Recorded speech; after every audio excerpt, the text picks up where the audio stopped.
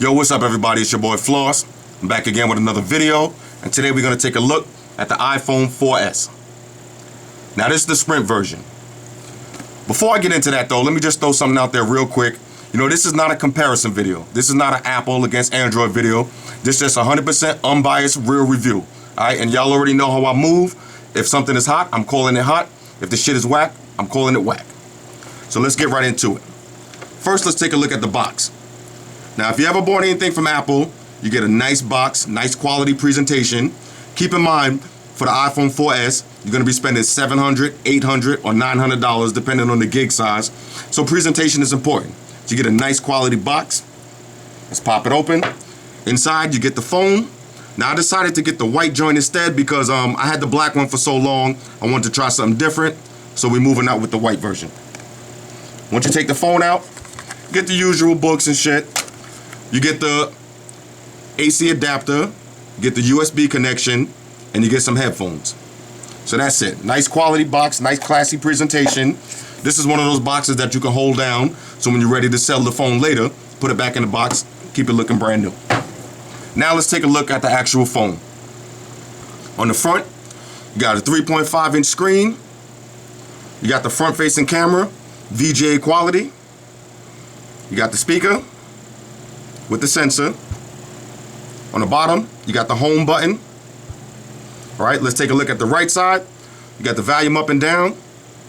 You got your sound switch, so you could switch it on and off, turn your vibrator, turn your ringer on and off. And once you switch this, it turns all the sounds off.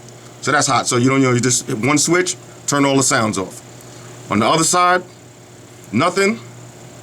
On the bottom, you got the space to plug it in.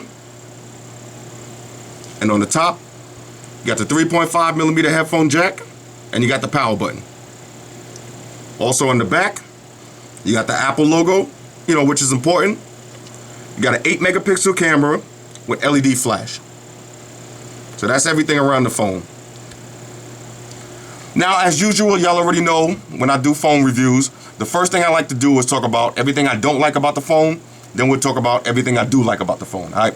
So I'm gonna try to make this video a part 1 and a part 2 so we could get into everything, because there's a lot of things about the phone that I'm not really feeling and all that, but there's a lot of things about the phone that I'm definitely feeling. All right. So let's get right into that. First, if you get the phone with Sprint, the first thing I don't like about this phone is there's no 4G. All right. So this is a 100% 3G phone. Now, if you ever used Sprint before, you already know how the 3G is. The 3G is not that great. Now, keep in mind, in a lot of cities, you don't have 4G anyway. But if you're somewhere like me in New York City, and when you got 4G and you get used to using 4G phones, then you got to go down to, back down to just 3G. It's going to hurt. Trust me, it's definitely going to hurt. So no 3G on the phone. That's one thing I'm not feeling. Next, something I'm not feeling about this phone is maybe it might not be a big deal to you, but to me it's a big deal. When you're looking at your emails or your call history, you can't delete everything all at once. And I'll show you what I mean by that. Let's pull up my emails.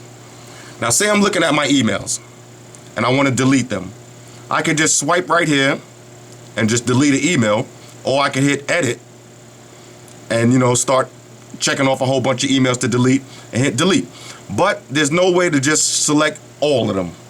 Now, keep in mind, if you got a lot of emails, it's going to take a long time to delete your email history. And just to give you an example, look at my Gmail account. And that's only because I don't got time to be, individually checking and swiping all of those emails. I'm not really feeling that, I'm just not really feeling that. Same thing with the call history. When you're looking at your phone and you're in your call history, you can't just click all of them. You got to swipe on or delete it, or you can hit edit and manually. And even when you hit edit, you still can only do one at a time and delete one at a time. So I'm not really feeling that feature about the iPhone. Definitely not. Next, customization. Now, the iPhone is definitely not the most customizable phone out, and we're talking about stock. We're not talking about once you jailbreak it and you start doing a whole bunch of stuff. We're talking about stock, because a lot of people, they're not going to jailbreak the phone anyway because they don't know how to do it, and a lot of people, they don't want to jailbreak the phone. So when you're talking about stock, customizing is not that great. And I'll show you what I'm talking about. There's no widgets. Now, I don't know about you, but I like widgets on my phone. I'm used to them and all that. But whatever, maybe you don't like them or whatever, but there's no widgets. And take a look at something else that's funny that I noticed. Look at the weather widget, actually the weather app. If you notice, it says 73 degrees. Now, that's definitely not 73 degrees out here in New York right now, but it just stays at 73 degrees. Look at your iPhone if you got one right now, or if you know somebody that got them, call them up and ask them what does the weather say, 73. Which is strange because if you look at the calendar, that's just an app also, but yet the calendar has, today's date on it. So I find it weird that they couldn't make, the weather, show you the actual weather outside. Is that a big deal? Might not be to you, but if you're used to widgets and all that, then it's kind of a big deal. Next, the notification bar. Now don't get me wrong, the iPhone 4S has a notification bar, but it doesn't show you the notifications you have once you look at the phone. You gotta physically swipe down. So if I want to know if I got some, some Facebook hits or some Foursquare and all of that, I gotta swipe down. You can't just look at the top of the phone. Is that a big deal? Might not be a big deal to you, but I'm not really feeling it. Next, FaceTime. FaceTime you can only use over the Wi-Fi network. Now, FaceTime is hot. I like the way it works and all of that, but you can only use it when you connect it to a Wi-Fi, which is kind of whack because most of the times that I want to FaceTime somebody is when I'm outside in the car or if I'm in the store or something, I want to show somebody, something live going down in the store. I want to FaceTime them, but you can only do it over Wi-Fi, so not really feeling that. Next, there's no task killer. So let me show you what that means. Now, the iPhone 4S has a nice multitasking feature. You double click and you can see all your recently used apps. But there's no way to get rid of them. If you had a task killer, you hit exit all, and then once you do this again, it will be nothing. So no matter what, you're going to have all of these apps on the bottom. You can't get rid of them. Is that a big deal? Not really, but if you got kids and all that and you want to give them your phone to play with, you don't really want your kids knowing all of the apps and all the stuff that you was doing last, because a lot of stuff, you doing grown people stuff on it. So not really feeling the no task killer. Next, the camera uploads. Let me show you what I mean by that. Now let's go to my camera roll real quick and pick out a photo. Now say the other day, I'm chilling up in the shop, I'm getting my intake and all that stuff done, and I want to, upload it to Facebook and all that so everybody can see what's going on. Once I click on the menu, I can only email, message, set it as a contact, use it as a wallpaper. I could tweet it or print it or save it to the camera roll. If you notice, there's no feature for Google+, no feature for Facebook, no feature for Instagram. I mean, it's like if I want to send it to Facebook, I got to literally go to the Facebook app and upload it from Facebook, which is kind of whack because when you download a new app, when you download Path or you download Instagram, whatever you get that's new on your phone, it should have a feature so when you're in your camera roll, you can automatically send it to that app. But iPhone 4S doesn't have that feature. So I'm not really feeling that. Next, some more customizable stuff, your emails. Now you're only gonna get one alert for all of your emails. Now is that a big deal? It might not be to you. But for me, I got Gmail, I got AOL, I got Exchange, I got Hotmail. I got a whole bunch of different emails. But every time I get an alert on this, it's just one alert. So I got to physically check my phone every time. Now, if I had different alerts, I would know for my Gmail that's important to me, I have a specific ringtone. And for stuff that's spam that I send into my AOL or my Hotmail, I would know that I don't even got to check that because it's a spam email. So you can't change the sounds on the email and all that. That's just little stuff here and there. I don't really feel that, you might not think it's a big deal, but definitely not feeling it. Next, the navigation. Now, keep in mind, I'm talking about stock. We're not talking about going and purchasing, $4 or $5 apps. Stock navigation on this is garbage. Definitely garbage, and I'll show you what I'm talking about. Let's pull up the map real quick. Now, just for fun earlier, I had put in the, I want to go to McDonald's. So I put in the, into the maps.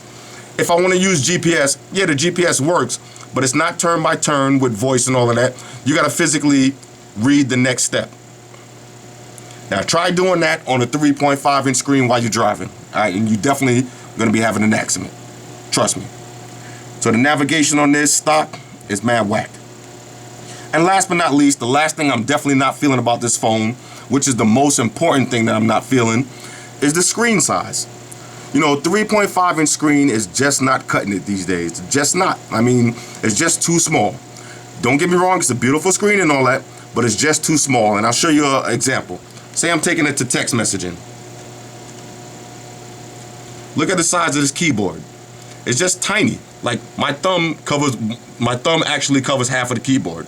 So you can imagine when I'm trying to type stuff, I gotta literally type on that letter.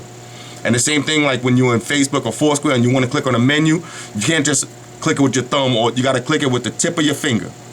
The screen is just too small. Now, some people saying, okay, just put it in landscape mode and type like this.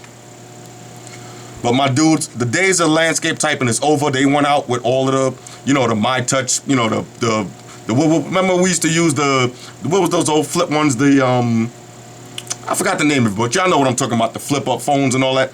Nowadays, ain't nobody, the sidekicks. Remember when everybody was rocking sidekicks and all that?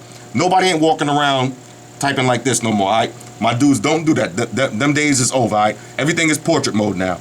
And if you look at the keyboard, the portrait mode is just mad tiny, it's just mad small. All right, so that's the major thing I don't like about the iPhone 4S. That's my main thing that I'm not feeling about this phone, is the actual size of the screen. The 3.5-inch screen is just too small. All right. So I'm gonna wrap up this right now. That's everything I don't like about the phone. I'm gonna shoot part 2 right now and tell y'all everything I like about the phone, everything that's hot about it and all that, and I'll let y'all know what I think about the phone in the whole. All right. Stand by for part 2.